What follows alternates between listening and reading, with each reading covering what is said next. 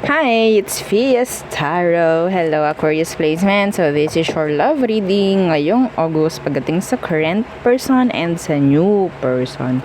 Okay, so syempre, before tayo mag-start, kung hindi ka pa nakakapag-subscribe, please do subscribe and hit the notification bell para lagi po tayo maging updated sa mga mangyayari pa lang. Okay? So, yeah. Kung meron pa pong ibang questions, yan, message lang po kayo sa akin, no, sa FB page po, no, ng Fias Tarot. Okay? So, let's start the reading for Aqua, Sun, Moon, Rising, and Venus. Okay? So, yeah. Tingnan natin. Current muna po tayo, ha? Current person. Yan. And then after, tsaka tayo pupunta sa new person. Okay? So, current person, ano bang meron? Situation, please. Okay, situation ninyo. Anong sitwasyon ninyo? Nung current person mo. So, pwedeng current, like, slash past, no? Okay? The Knight of Swords in reversed. And, okay, the Magician.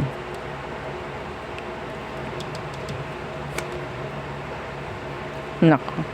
Meron ditong parang nagmamanifest ng comeback. Ha? May nagmamanifest ng comeback or communication.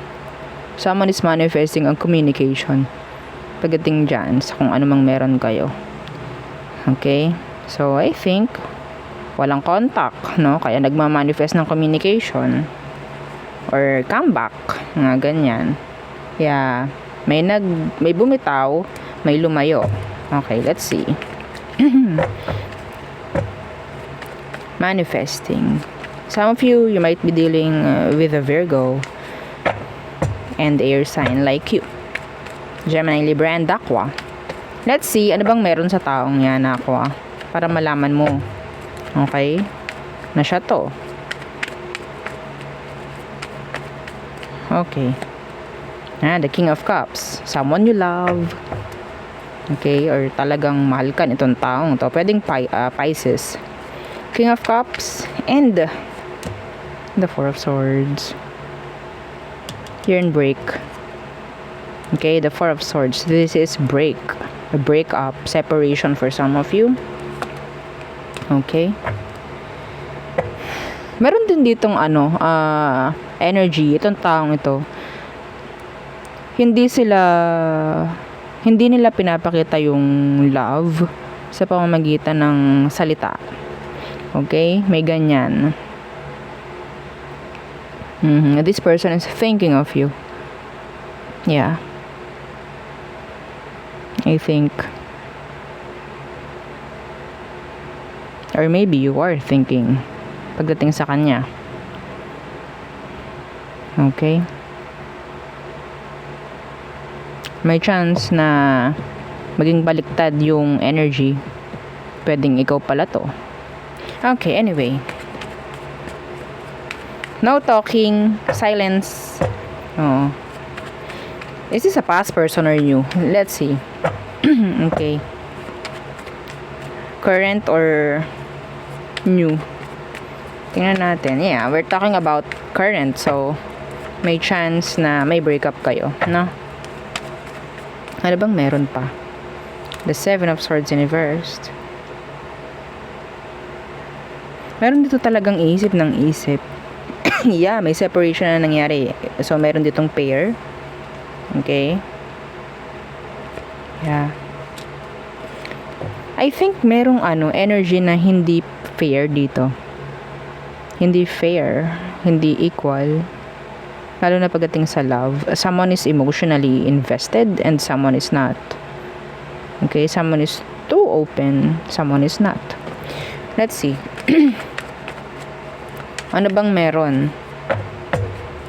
Pagdating sa emotion niya talaga. Deep down. Emotion ng taong to for you, Aqua. Yeah, see the Two of Cups.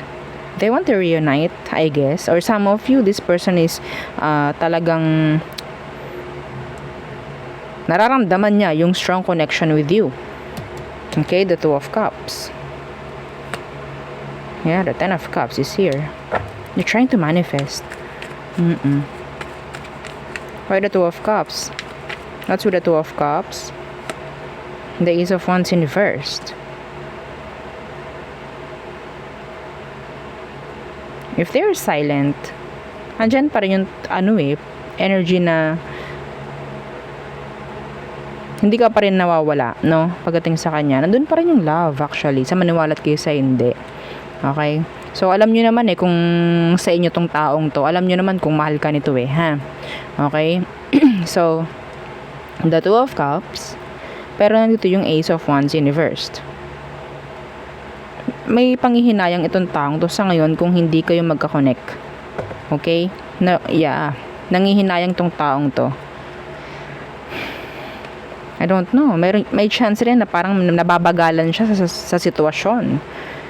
Okay? Kung anong meron sa inyo. Kung may breakup, nababagalan siya. Parang, ano ba yan? Nakaka-bored? Or ano ba yan? Bang mangyayari sa amin? May chance na nagmamanifest itong taong to. Or isa sa inyo ng comeback or reunion or reconnection, mga ganyan. So let's see ano ang kanyang next action towards you. Okay, next action ng person na to, Aqua. Anong next action niya? The Tower in reversed and the Six of Pentacles in reversed. Okay. So, I think gagawa ng paraan ito. No? Hindi niya hayaan na parang mawala na lang ito. No? Gagawa ng paraan yan. Kung merong someone na kailangan mag-sorry or what, gagawin niya yun. Kung siya yung kailangan mag-sorry. Okay? Iiwasan na nito na parang iiwasan na niya yung kung may sitwasyon kayong parang walang pakialamanan. Ayaw niya nun. Okay? I-avoid niyo yung parang hindi pagkakaayos. Yeah. Some of them talagang may message ka. Yeah, i-message ka nito. Okay?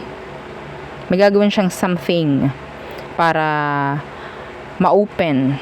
Okay? Yung door, no? Para mawala yung energy ng silence. Okay? Para mag-end yung no contact. May chance. Yeah. This person likes you. This person wants you. Yeah, nangihinayang to actually. Okay? Para mawala yung panghihinayang gagawa siya ng paraan dito. They will try, na mag-reach out. Yes, they will try na mag-reach out. Let's see.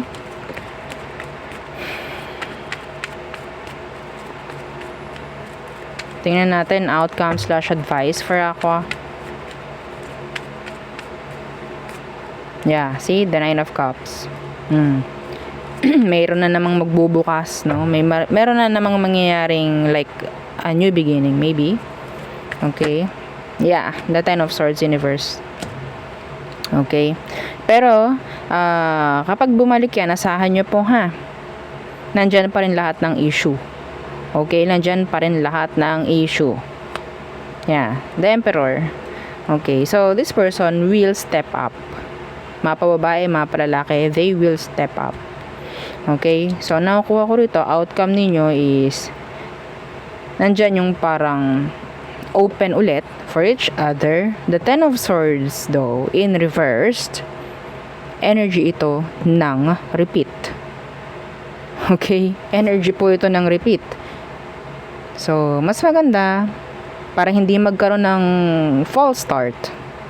Yung babalik, tas mawawala uli, tas babalik uli, mawawala.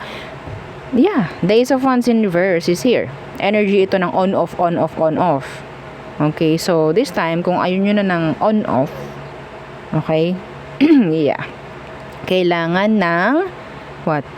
I-fix lahat ng issue dahil meron pa rin. The Ace of Cups is here in reversed. This is healing na hindi ginawa. Okay, so kung ano man ang kailangan nyong gawin bago kayo mag-connect, gawin nyo na. Kung ayaw nyo maging failed, or kung ayaw nyo mag-fail na naman itong reconnection na pwedeng mangyari. Okay, so there. So we have air, water, earth, Scorpio, fire, water, air, Pisces, Virgo, and air again. Okay, so tayo tumungo sa new person. Yan, new person ng mga Aquarius, anong meron? Okay, kung meron kayo nagugustuhan, yan. Kung may bagong nagpaparamdam sa'yo, tingnan natin ano bang meron pagdating sa kanya, ha? Okay, ating bubungkalin. Oo, kung anong meron. Oo naman, okay. Para aware na agad kayo, di ba? Oo, so Aqua, syempre before tayo mag-spread ng cards dito, wag kalimutan na mag-like, share, and subscribe. Okay, thank you. So Aqua, new person ng mga Aquarius, anong meron?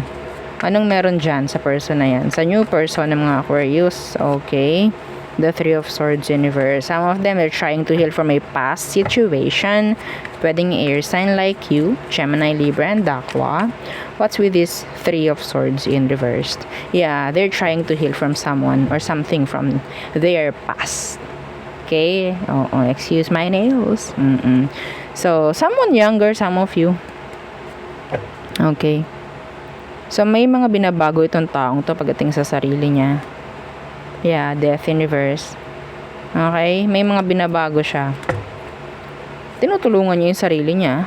Yeah, na mag-heal actually. Okay. Ano bang situation? Anong situation? Some of you hindi mo makakalain na gusto ka rin nito. Or magugustuhan ka. Hindi mo makakalain na magugustuhan ka. Let's see, ano bang meron pa sa sitwasyon ninyo, Aqua? Yeah, the Page of Swords. They're open. Sa communication, okay? The Page of Swords. Someone younger. The High Priestess. Itong taong to matalino, ha? Itong taong to minamatsyag-matsyagan ka. Like, ang tawag dyan? Madalas makikita mo nakatingin sa'yo. Okay? I don't know kung nakukuha niya yung attention mo sa pamamagitan nun. Like, tingin ng tingin. Okay? May ganun, no? Diba? So, this person is silent. Silent. Pero, pagdating sa komunikasyon, like online, open siya. Pero pagdating sa personal, they're too silent. Okay? Pero kapag nakita niya, nakatiwa-tiwala ka, mag-open up yan. Okay? Mag-open up yan. Magiging open siya sa'yo. Yeah. See, the Eight of Swords. Hindi lahat sasabihin ng taong to hanggat hindi niya nakikita na pwede siyang magtiwala sa'yo. Okay? Mapanuri siya. Actually. Let's see. Ano bang emosyon nito for you? Aqua, anong emosyon niya para sa'yo?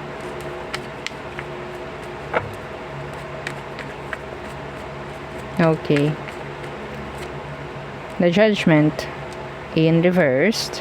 So, hindi pa maliwanag, no? Oo. Why? Why the Judgment in reversed? The Seven of Pentacles. Walang time itong taong to na makipaglaro. Okay? Wala silang time makipaglaro, actually. Yeah, this person is waiting for someone na talagang makakasama niya long term. Ayaw na nito ng puro short term. Okay? Ayaw na niya na ng ganun. Hindi na sila para makipaglaro or makipaglandian lang.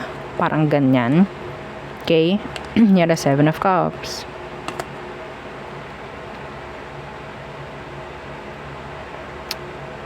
Hanap ng hanap, or sabihin nating meron na siya ngayong energy na parang May listahan.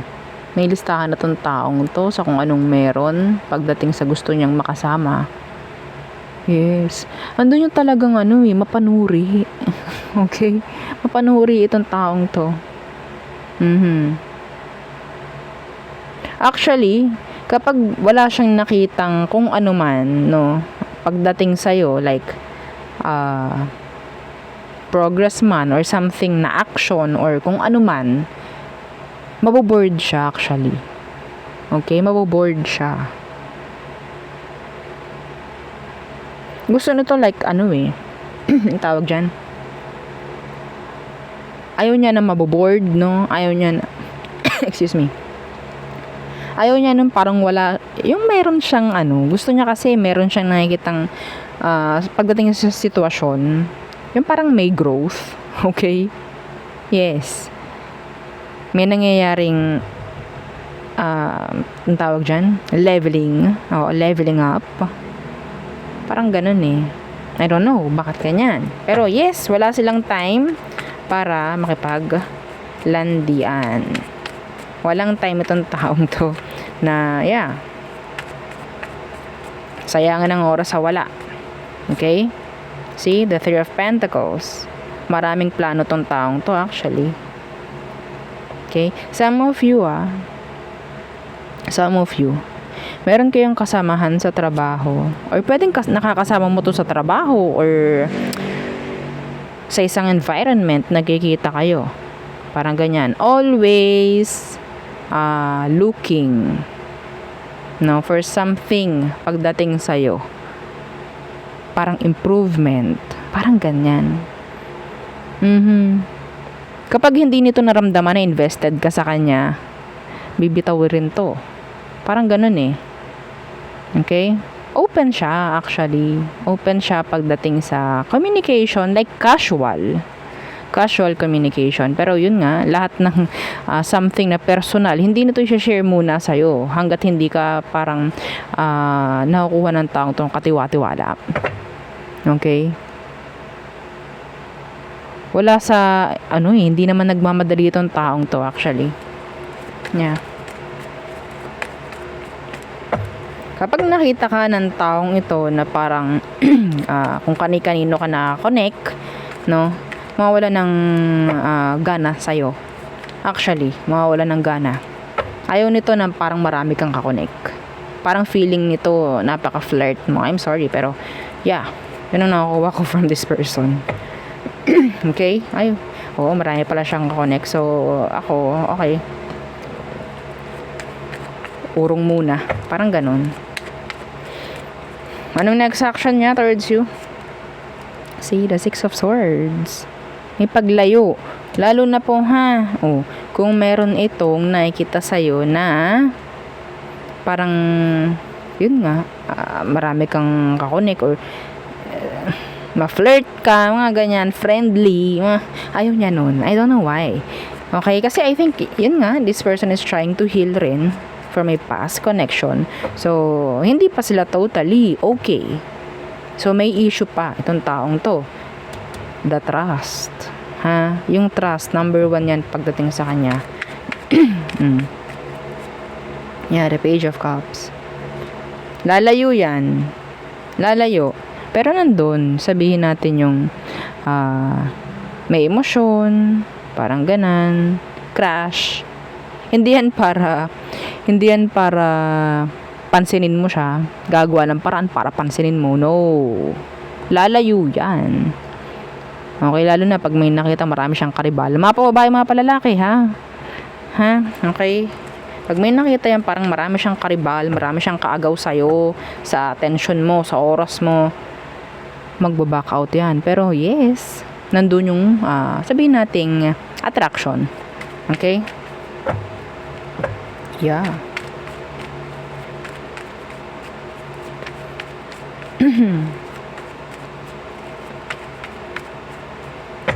Piling-pili ng taong to yung mga sasabihin niya sa'yo. Sa totoo lang.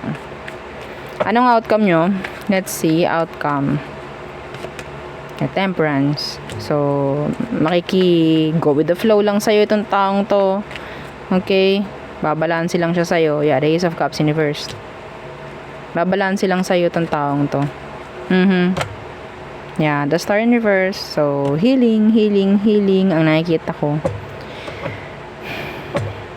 Walang, sabihin natin yun nga, hindi siya nagmamadali. Focus niya is healing.